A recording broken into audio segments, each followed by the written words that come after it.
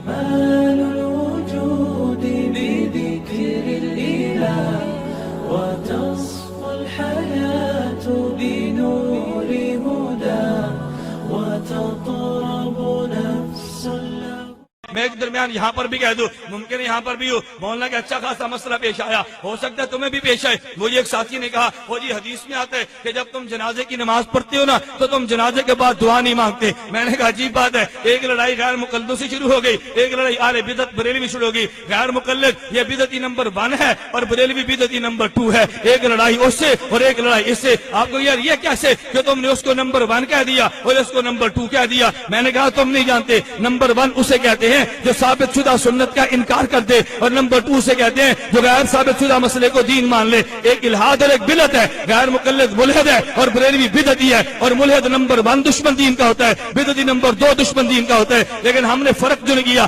میں کہتا ہوں بات سمجھنا، ادھر میت پہ جنازے کی نماز آئی ہے نا، 2 قسم کے آدمی آگے، ایک آیا غیر مقلد، وہ فوراً کہنے لگا، کہتا اگر تم جنازے کی نماز پڑھتے ہو، میں سیالکوٹ میں تھا، چند ایک علماء بیٹھے تھے، اچانک میں پہنچا، بڑے خوش ہوئے، کہتا مولانا بہت اچھا ہو تم آگے، ہم ایک مسئلے پر پریشان تھے۔ میں نے کہا پریشانی کس بات کی؟ کہتا ہے کل یہاں پہ جنازہ تھا، غیر مقلد نماز جنازہ پڑھانے لگا تو جنازے سے پہلے بیان کیا، کہتا ہے دوستو بھائیو آج ہم جنازہ سنت کے مطابق پڑھیں گے۔ اچھا بھی سنت کون سی ہے؟ فاتحہ اونچی آواز سے پڑھیں گے۔ اچھا دلیل سنو، دلیل دینے لگا، کہتا ہے فاتحہ بھی نماز ہے اور نماز یہ جنازہ نماز ہے اور نماز بغیر فاتحہ کے نہیں ہوتی، لہذا نماز جنازہ بغیر فاتحہ کے نہیں ہوتی۔ میں نے کہا یہ قرآن کی آیت تو نے پیش کی ہے، یہ پیغمبر کی حدیث پیش کی ہے یا قیاس پیش کی ہے؟ تم تو کہتے تھے قیاس کرنا ابلیس کا کام ہے، آج تم نے ابلیس کے ایجنٹ بن کے قیاس کرنا شروع کر دیا۔ تمہیں تو قیاس نہیں کرنا چاہیے تھا، تم تو حدیث پیغمبر پیش کرتے کہ نماز جنازہ بغیر فاتحہ کی نہیں ہوتی۔ میں نے کہا اس نے جو قیاس پیش کیا تم اس کی گردن پکڑ کر کہتے نہیں بھائی تم حدیث پیش کرو، قرآن کی آیت پیش کرو جو تمہارا موقف ہے۔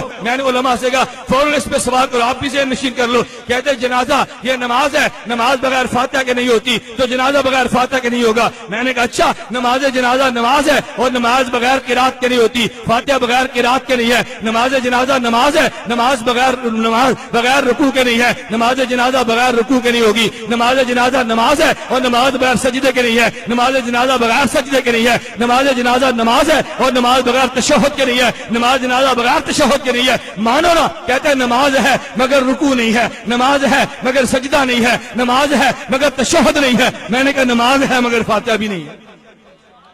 تم نے اتنی باتیں چھوڑ دی ہیں تو تم پھر بھی اہل حدیث ہو، اور ہم نے ایک بات چھوڑ دی تو ہمیں کیسے مشرک کہہ دیا؟ تو جو دلیل تمہاری تھی میں نے تمہاری دلیل لے کر بات کی ہے نا، تو جو جواب تم دو گے وہی جواب ہم دیں گے۔ اب تم جواب کی تیاری کرو، اب اس سے کوئی جواب نہیں بن پڑتا۔ تو میں نے کہا وہ ایک طرف ہوا، ایک اور آ گیا، یہ مسعود الدین عثمانی کا ماننا مانا تھا، اسی لاہور کی بات ہے، میں میت کے بارے سے بات کر رہا ہوں۔ ایک آ گیا مجھے کہتا ہے جی سوال کرنے ہیں، میں نے کہا جی بڑے شوق سے کرو، لیکن جس شوق سے سوال کرو گے نا تم نے اسی شوق سے پھر جواب بھی سننے ہیں۔ کہتا نہیں میرا ایک سوال ہے، میں نے کہا کرو سوال سنو۔ مجھے کہتے ہیں جی مولانا یہ اس قبر میں اسی قبر میں میت کو عذاب اور ثواب ہوتا ہے؟ میں نے کہا بالکل ہوتا ہے۔ کہتا آپ اس پہ قرآن کی آیت پیش کر سکتے ہو؟ ایک بات دیر نشین کر لو، پہلے مخاطب کا اصول توڑو، پہلے سامع کا اصول توڑو، اصول توڑنے کے بعد اپنے دلائل پیش کرو۔ میں نے کہا تیرا کیا خیال ہے؟ کہتے جس قبر میں عذاب و ثواب ہوتا ہے؟ میں نے کہا جی بالکل ہوتا ہے۔ کہتا تم قرآن کی آیت پیش کر سکتے ہو؟ میں نے کہا اچھا میں آیت بعد میں پیش کروں گا، میں پہلے جناب سے 2-4 سوال کرتا ہوں۔ کہتا جی کون سا؟ میں نے کہا جب انسان مر جاتا ہے تو مرنے کے بعد تم کیا کرتے ہو؟ کہتا جی ہم غسل دیتے ہیں۔ میں نے کہا پھر کیا کرتے ہو؟ کہتا جی کفن دیتے ہیں۔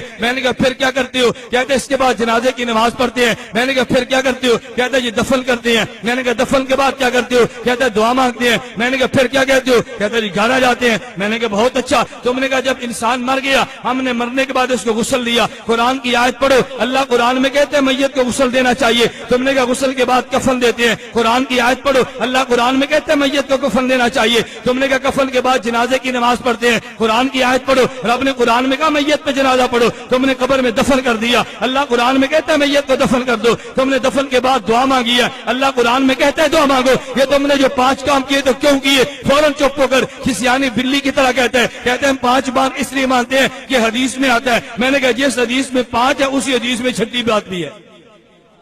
جب تم نے 5 باتیں حدیث کی وجہ سے مان لی ہیں تو پھر 6ٹھی بات حدیث کی وجہ سے مان لو نا. اب وہ بیچارہ چپ ہو گیا. میں نے کہا تیرا اصول ٹوٹا نا. اب میں آیات بھی پڑھتا ہوں. اسی قبر میں عذاب ہوتا ہے, اس پہ آیات بھی موجود ہے. یہ مطلب نہیں کہ آیات موجود نہیں ہے, آیات بھی موجود ہے, لیکن تمہیں کسی نے دھوکہ دیا اس قبر میں عذاب نہیں ہوتا, عذاب اسی قبر میں ہوتے. میں یہ کہہ رہا تھا ایک بحث غیر مقلد نے چھیڑی ہے, ایک بحث مماتی نے چھوڑی ہے, اور ایک بات بریلوی چھیڑ کے کھڑا ہو گیا. بریلوی کیا کہتے, تم جنازے کی نماز پڑھتے ہو. ہم نے کہا جی پڑھتے ہیں. تو جنازے کے بعد دعا مانگتے ہو. ہم نے کہا جی مانگتے ہیں. کہتے تمہارے مولوی تو نہیں مانگتے. میں نے کہا جنازے کے بعد مانگتے ہیں, لیکن بات کا معنی تو نہیں سمجھا. ایک بات کا معنی دفن سے پہلے تھا, ایک بات کا معنی دفن کے بعد تھا. ہم نے جو دفن کے بعد دعا مانگی ہے تو جنازے کے بعد ہی مانگی ہے نا, جنازے سے پہلے تو نہیں مانگی ہے. ہم جنازے کے بعد دعا مانگتے ہیں لیکن دفن کے بعد مانگتے ہیں. میں نے ایک جگہ پہ کہا وجہ یہ ہے دیوبندیت وفا کا نام ہے اور بریلویت بے وفائی کا نام ہے. میں نے کہا دونوں میں فرق یہ تھا, تیرے باپ نے تجھے 60 سال تک پالا ہے, آج تیرا والد فوت ہو گیا لیکن تیرے پاس وقت نہیں تھا. تو نے کہا جی جنازہ پڑھا, مولوی صاحب دعا مانگو میں نے دوڑنا ہے. تیرا ایم این اے وہ تجھے کئی تیرے کام کرواتا رہا, لیکن جب مر گیا تیرا تعلق ٹوٹا ہے. تو نے جنازے کے بعد دعا مانگی اور دوڑا.